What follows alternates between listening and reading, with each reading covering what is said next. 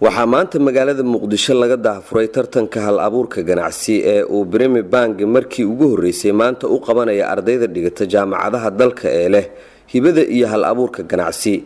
waxaana tartankan soo codsaday ilaa 31 hal abuur oo uu Premier Bank guddi u saaray inay qiimeyn hordhaca ku sameeyaan shaqo dheer iyo dadaal badan kadib. waxaa qiimeyntii guddiga ka soo gudubtay oo maanta tartankan ka qayb gashay ilaa 12 hal abuur oo ka kala yimid 10 jaamacadood. munaasabadan daafurka ah waxaa ka soo qayb galay agaasimaha wasaaradda waxbarashada, agaasimaha wasaaradda dhalinyarada, guddiga garsoorka tartanka, madaxda Premier Bank, madaxda jaamacadaha ee ay maanta ardaydoodu halkan ku tartamayeen iyo marti sharaf kale. qaar ka mid ah ardaydii tartanka nasiibka u yeelatay inay ka qayb galaan ayaa ugu horeyn sharaxaad ka bixiyay fikradihii ganacsi ee ay la soo shirtageen. mashruucana haddii aan si kooban u sheego wuxuu yahay waxaan beeraynaa cawskaas waa mid loogu talagalay xoolaha in la siiyo.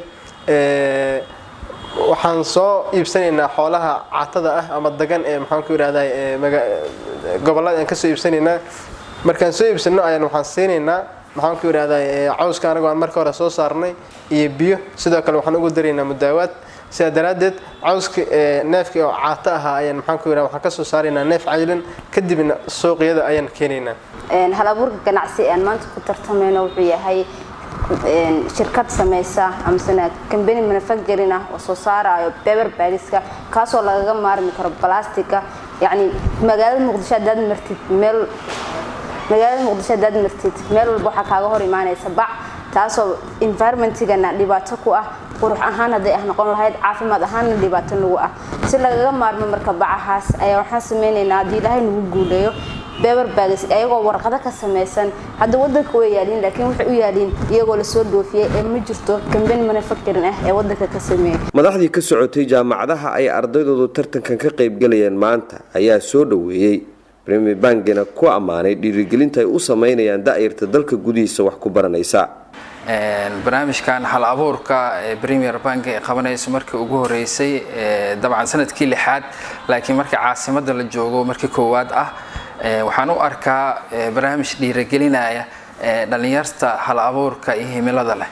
barnaamijkan waxaan aad ugu faraxsanahay una bogaadinayaa jaamacadda Soomaaliya inay ka qayb galayso tartankan si la mid ah jaamacadaha kale ka qayb galaya.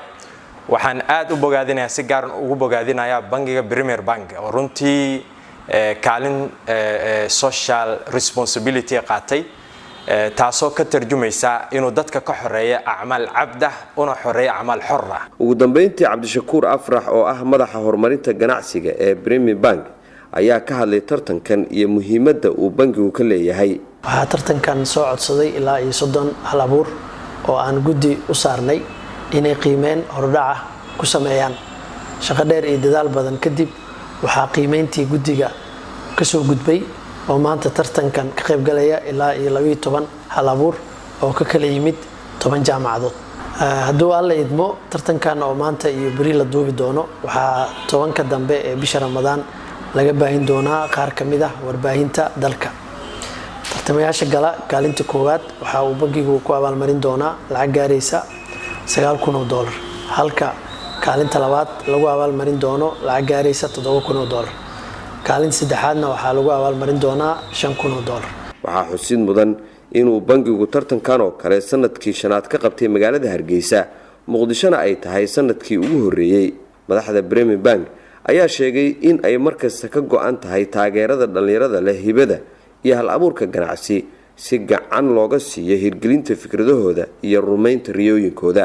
maxamed soo faysan warbaahin qaranguutaha weyn ee lagu sheego agaasimaha guud ee wasaaradda warfaafinta Maxamed Yuusuf Ismaaciil isla markaasina dambaaba wasaaradda warfaafinta Soomaaliland waxa uu xilalkii ugu badnaa ee warfaafinta u magacaabay shaqaalaha ay isku haybta yihiin oo uu u kala dhiibay xilalkani hoos ku xusan: agaasimaha waaxda idaacadaha, agaasime ku-xigeenka shaqaalaha, agaasime ku-xigeenka qorsheynta, agaasime ku-xigeenka waaxda ICT-ga, xisaabiyaha guud ee wasaaradda warfaafinta, madaxa xafiiska wararka, tifatiraha guud ee wakaaladda wararka, madaxa xafiiska xiriirka gobolada, madaxa xafiiska gaadiidka, madaxa xafiiska xiriirka dadweynaha, madaxa farsamada ee idaacadda Radio Hargeysa, madaxa technical support ee waaxda ICT-ga.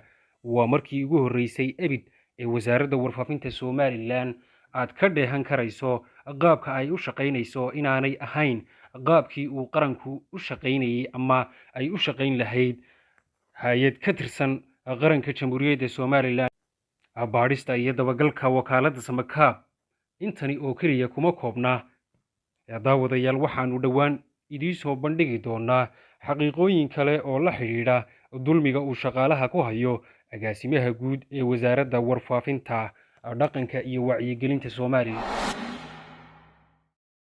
bile money exchange haddaad sarrifaysa lacag sawaal adigoon gelayn suuqiyo xaruntii u kicin si fudud kaash ugu bedelo moobilkaad sidata una eg fartun xidigtaa dul saar 3 iyo geli 27 haddana xidigtuun dul saar 302656 haddana xidigtuun dul saar qadarkaad sarrifaysa geli dabeeda fargeesta saar oo kaydana sii walaal sarrifku qiimuhu marayo bilaa kuu soo baxaya ka sarrifo adiga oo gurigaaga iyo weliba goobtaada shaqo jooga mudanka sarriflayaasha bile money exchange adiga oo ka sarrifan kara goor kasta iyo weliba goob kastaba ka sarrifo dollar iyo cashba 302656 wixii faahfaahin intaa dheer kala xidhiidh telefoonada shaashada kaaga muuqda ballanteenu waa bile money exchange.